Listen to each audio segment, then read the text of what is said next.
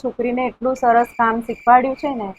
હા, મારી આરતીને મેં બધું કમ્પ્લીટ કામ શીખવાડીને મોકલી છે સાસરે. રોજ એના સાસુ ફોન આવે ને તો એમ જ કે બાકી તમારી છોકરીની વાત ના થાય, બધું કામ આવડે છે. બહુ જ વખાણ કરતા હોય મારી છોકરીના. આજકાલ તો લોકો પોતાની છોકરીઓને કઈ શીખવાડતા નહીં ને એમના મોકલી દે છે, લોહી પછી હાવ ઓલું પીવે. હા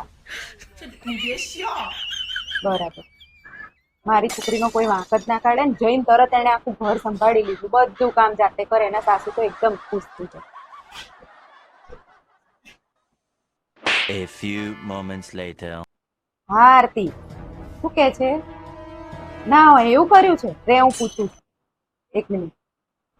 કીશું તે આરતી દીદી ઘરે કામ વાળા ને તે ના પાડી દીધી છે બધાને? હા મમ્મી, મેં જ ના પાડી હતી. કાલ તમે કોક જોડે ફોન ઉપર વાત નહોતા કરતા? હા, તો એમને તમે કહેતા નહોતા કે આરતીને તમે બધુંય કામ શીખવાડ્યું છે આમ તેમ? પણ એમના સાસુને કેવી રીતે ખબર પડે તમે બધુંય કામ શીખવાડ્યું છે? કેમ કે એમના ઘરે તો બધી કામવાળી છે, એટલે મેં બધી કામવાળી ના પાડી દીધી કે રજા ઉપર જાય તો એમના સાસુને ખબર તો પડે કે દીદી પાસે કેટલો બધો ટેલેન્ટ છે, તમે એમને કેટલું શીખવાડ્યું છે. તો ઈ ખબર પડવા હાટુ મેં કામવાળી ના પાડી દીધી. હવે શું એને સાસુને ખબર પડે કે એની મમ્મીએ કેટલું શીખવાડીને મોકલી. 别笑。